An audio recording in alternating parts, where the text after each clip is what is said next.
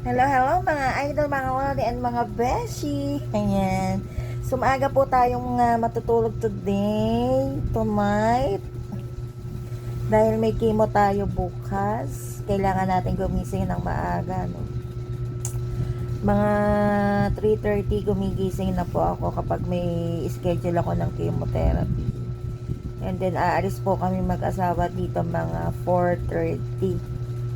Ayan, kailangan po kasi maaga sa pagpunta para maaga tayong matapos dahil after ng chemotherapy kailangan to pang pumasok sa school para hindi tayo ma-absenan.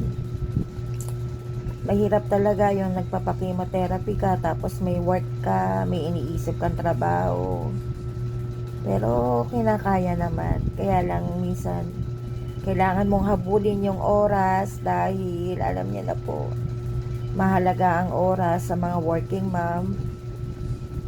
Ay gusto yun mo mang umabsent, hindi ka maka-absent dahil syempre priority natin ang ating health, ang ating kalusugan. Kaya lang iniisip mo rin yung sasahurin mo.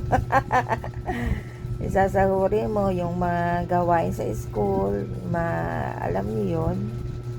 So kaya naman after ng chemotherapy diretso sa school, diretso pasok para hindi tayo makaltasan ng absent kasi wala na rin tayong service credit. Kaya nanghihinayang ako sa isang araw, Gora bells lang tayo, kaya fight. Yan. So pang 17th chemo ko na bukas, isa na lang po by ano ba ngayon, by June. Ang last chemo ko by June. And then yung radiation ko baka by first week ng June ay sana matuloy na. So ang haba ng gamutan at ang masaklap, magastos talaga. Pero wala tayong choice kundi magpagamot, gawa ng paraan para mahaba ang buhay, no? Kasi napaka-gastos, napaka-stressful, napaka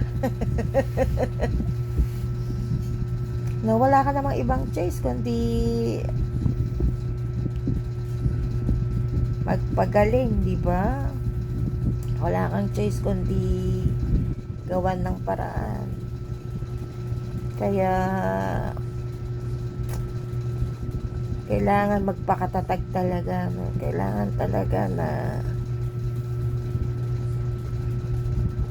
gawin yung mga paraan para mabuhay.